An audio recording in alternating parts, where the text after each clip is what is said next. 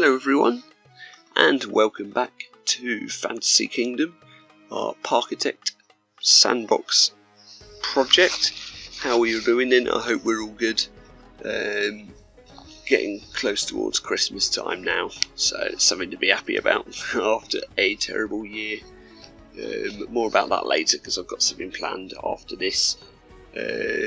Been working on this in dribs and drabs. It actually took quite a long time to complete the adventure area, which, well, it's just quite a spread out area with various different buildings that needed to be placed and areas that needed to be covered, and I wasn't entirely sure what to do with it.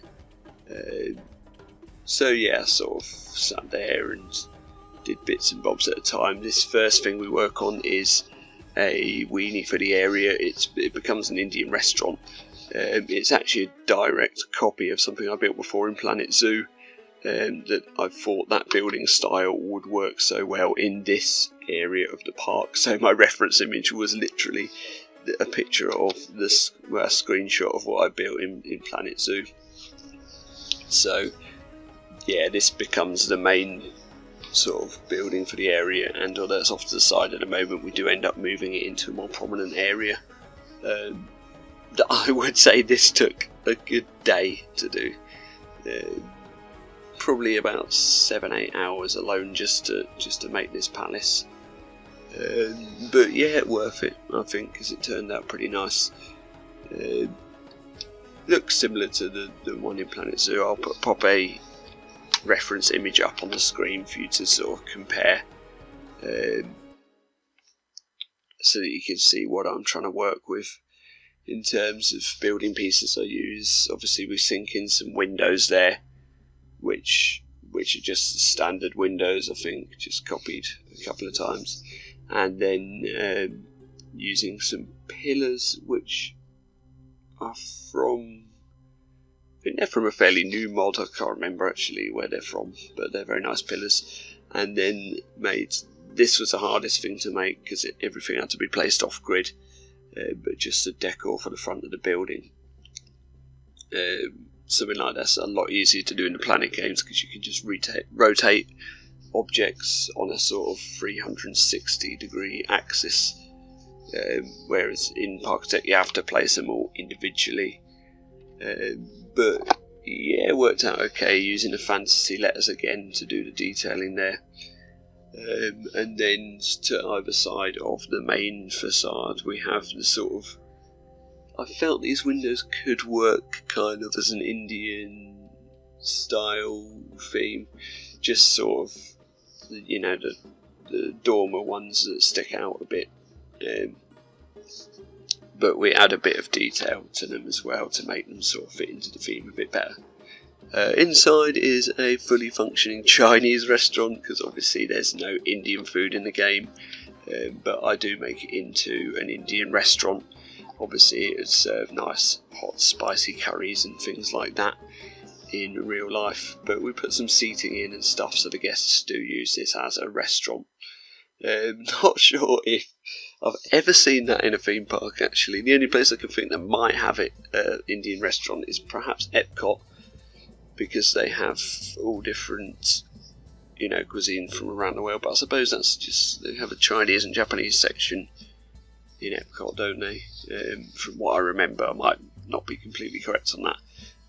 But yeah, I've never seen a curry house in a restaurant. In a theme park. Just imagining going around the rides and having to run to the toilet if you have something too hot for your lunch might not work out so well. So yeah, anyway, that's the bulk of the building complete really. I've had to cut down the filming for this so much because the video would have gone on for well over an hour if I kept everything in, even at 10 times the speed. So you do see it cut between bits. You just see me sort of build part of something and then cut, because some of it can be quite repetitive to watch anyway.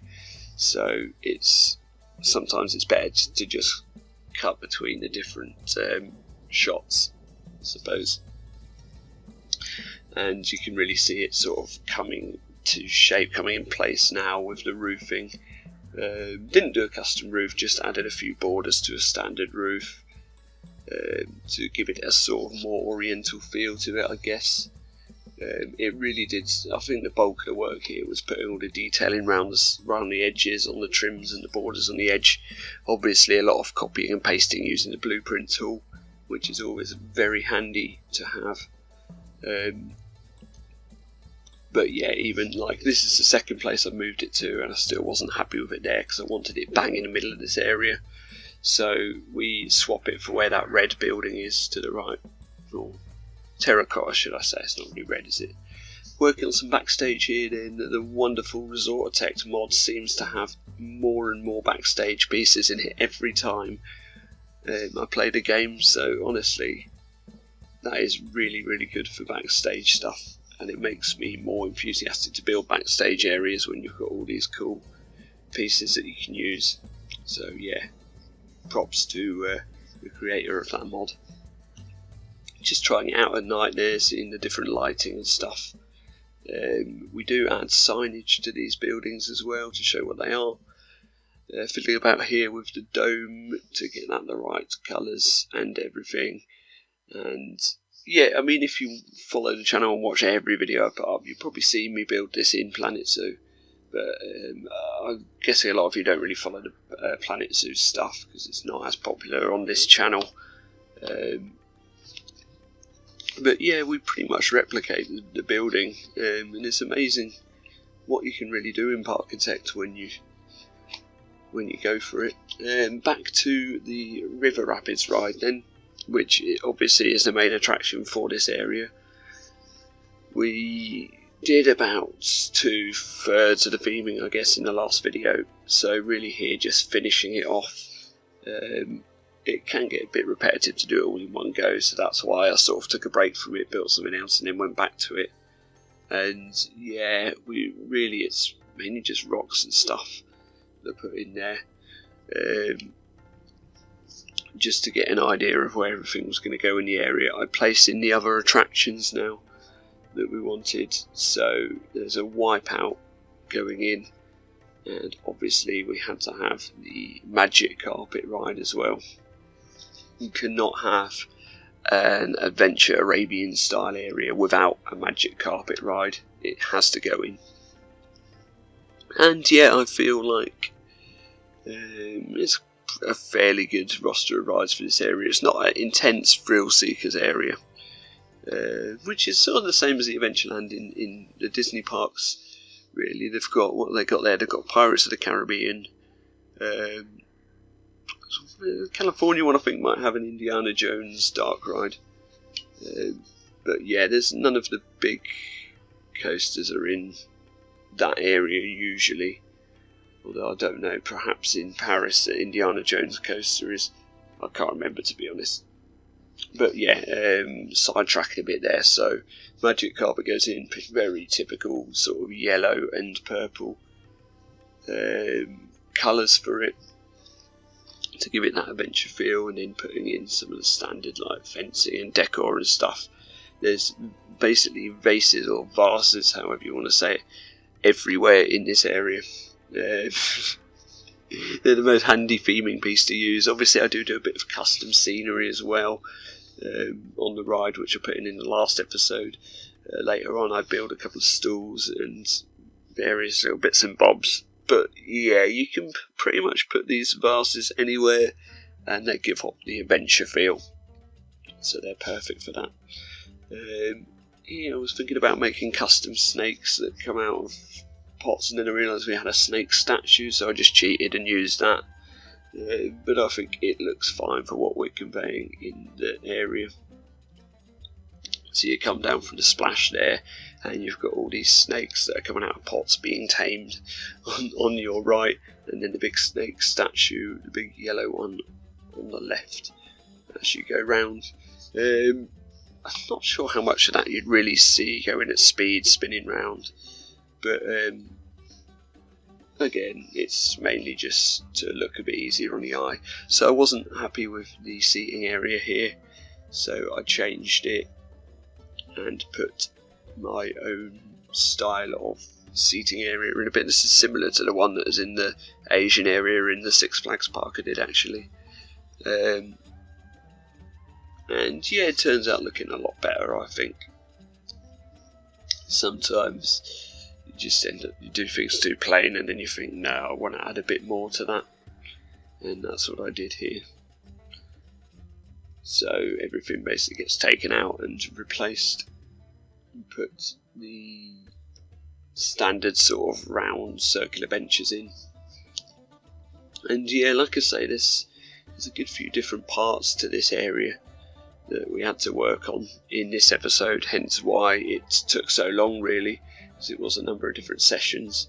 Even though it's not a massive area, it's just making sure everything looks full, making sure it looks like there's stuff everywhere to look at. I don't want to leave many blank spaces anywhere in this park, so the themed areas will take quite a long time to do. And that's it, using my favourite future and space pieces there to build this whole sort of indoor seating area with the glass roofs, I guess. And then a little bit of detailing as well, using the blueprinting there. Using the blueprints rather. And yeah, that's pretty much it for that seating area.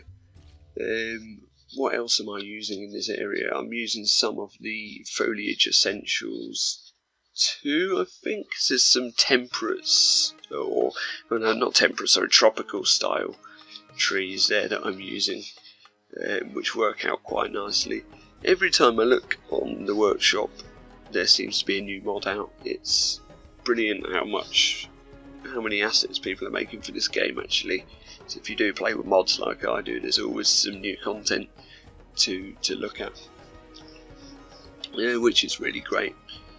So yeah, moving on from this part, I'm basically just trying to kill time here until the video moves on. I don't know why I kept so much of this in, because it really is just building a seating area, which isn't that interesting to watch.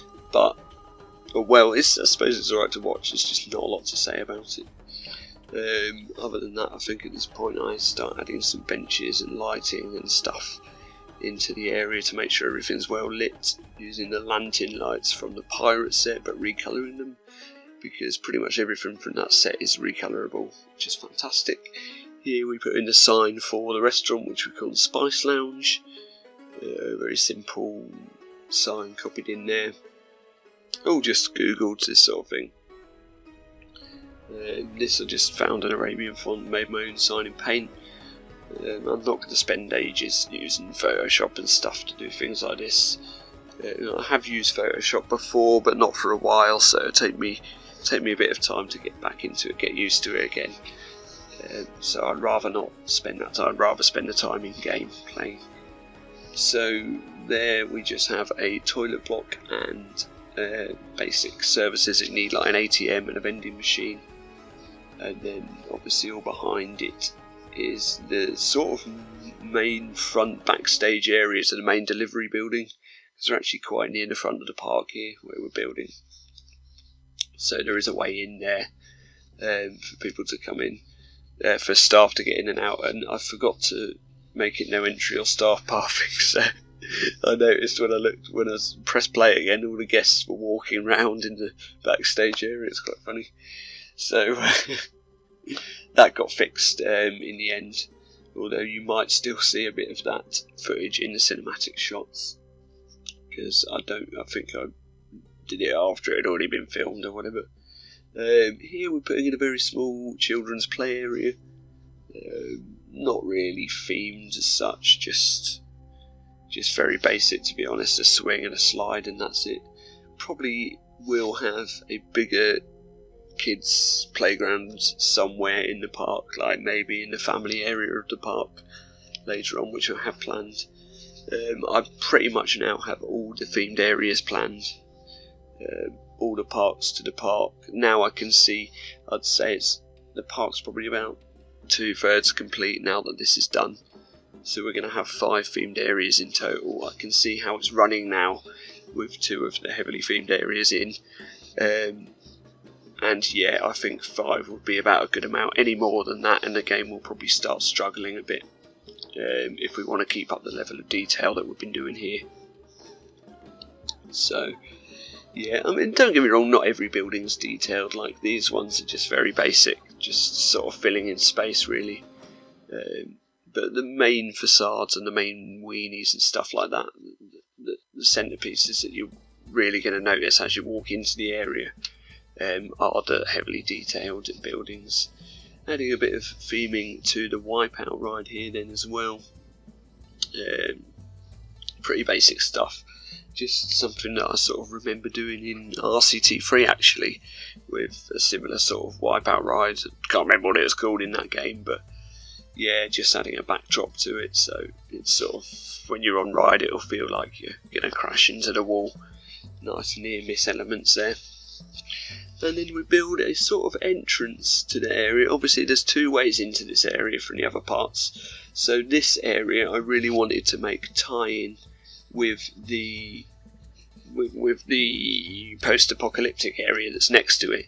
So once you go through this bridge towards that other area, it goes from being Arabian to more like the classic Adventureland stuff, where we put sort of some rocks and trees and a crash jeep and stuff, and some more, I'd say, sort of run-down looking buildings go behind it, just to sort of tie in the 2 areas a bit better, so it looks like you're coming from one to the other. And then behind that I just place a bunch of taller rocks to block off that other coaster from being able to see into this area while you're on ride, and sort of block off that area from this. But there's another backstage bit in between the 2 because we placed in some more toilets and vending machines there as well. And I just feel like it was a good place to divide the 2 areas. So yeah, with this entrance sort of building, it is a replica of the one I think it's a Disneyland Paris, just part of their Adventureland theming there, which sort of has a more Arabian vibe to it. And this building is as well, actually. This whole sort of corner is here, but then I end up doing sort of more my own thing with it a bit later on in the build. So the other things we put here, we go for one of these windows again, but recolour it to make it look sort of nice and authentic there, and then add some extra pillars and posts and stuff to it, and a little bit of detailing there. And yeah, this building was a bit more difficult because it was diagonal, so everything for this little bit of theming here had to be placed diagonally. So they're mainly modded pieces, like a lot from the Shy Guys set and stuff like that. But what we put in here is a little fortune teller. Obviously it's just for show, it's not something that the guests can go in or anything like that. It's just part of the facade really, part of the decoration for the area, and I think that ended up looking quite nice.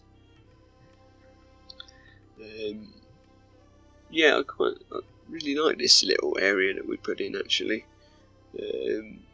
I only did this yesterday, and it was, I'd say, another good 6 hours work for everything that goes in round here, because again we do quite a lot of little detailing like this, and yeah, it comes together quite well. It's something that I could imagine actually seeing in a park like this, a cool little fortune teller stand, and you know, the domes, the colours of the domes on top and stuff really add to it as well, I feel.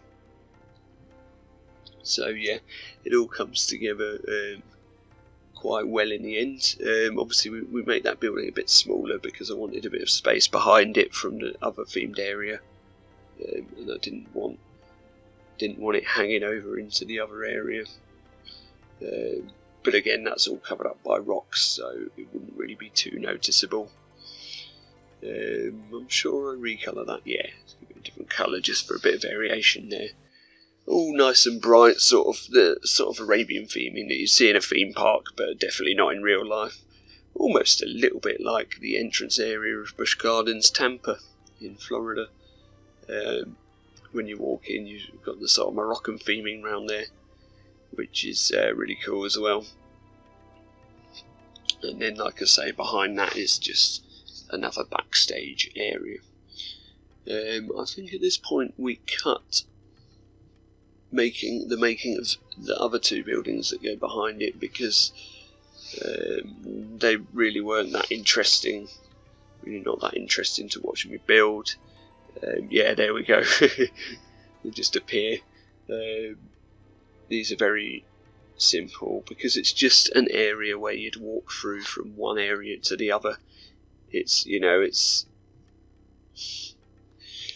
I didn't know exactly how to do this, so I just sort of winged it, and it does the job. You know, it covers the area. Okay, it looks quite nice.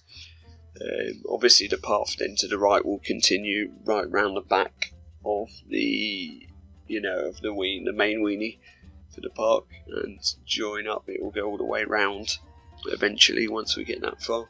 Not sure which part I'm going to work on next, but it won't be for a little while yet. Anyway, I'll come back to that at the end of the video. But yeah, here we're just adding some small detailing into the buildings, and again, you don't want to watch me place rocks, so they just appear. And that's when we put in the crashed Jeep, but I give it different colours to the ones in to the ones in the apocalyptic area, because I felt it fits in better with this theming, and it's similar to the one at Disneyland Paris again. Looks like it's crashed into a fence there. But yeah, I really feel like that little street there ties the two areas in together as you're walking through, so it feels a bit more natural rather than just skipping from one to the next, which can be difficult sometimes when you're doing a heavily themed park like this to make that work and, you know, not break the immersion. And obviously that's something that Disney and Universal do really well in their parks, when you can just skip when it just blends in from one area to the next. And then, yeah, just filling in the little gaps there that needed filling in. All bits and bobs that need doing, really. That's the thing. Once you get past the fun bits where you've built all the cool buildings and rides and stuff, sometimes there are just little filler bits that you have to do, and that sometimes what takes up the time as well. So I started working on this building, then I realised that it's a bit too much, and it takes away, I think, a bit from the archway. Went a bit too wild with the colours there as well, so I changed my mind about that. Added a couple of windows into that tower, which improves it, I feel. And then we just keep this one simple tower with a standard sort of colour, so it's not too garish in a way. And then put in some windows that I've not used yet there at the top, just again for a bit of variation. For a while here I was sort of deciding what to do with that corner, and then you see, well, we'll see in a minute what we put into that corner, which turns out to be one of my favourite little details that I put in this area, and something that really makes it come together for me. Firstly, just sort of sticking a dome on that building to complete it there. Yeah, this is my favourite thing about this build, actually. We just put in some little market stalls here, which I think is a really, really cool idea. Imagine a little Arabian market. Works perfectly for a themed area like this. Again, using all the pots and then just some of the pirate bottles, but recolouring them to make them look more like they'd fit into a little market like this. And then just some little vegetables there in the baskets, and I think that looks really cool. Definitely want to be doing more little details like this throughout the build, just sort of little props and stuff that guests will notice as they're walking around the park. So yeah, it's very simple, but really adds to the area, I think. So place another one on the other side, and then just take everything off and give it different items, as well as some sort of like carpets, I suppose, like little sort of rugs or maybe towels or something that are for sale out the front there. You do see this quite commonly in marketplaces, obviously, just like things sprawled along the ground, with nice like bright vibrant colours there. And yeah, that almost concludes the build for today.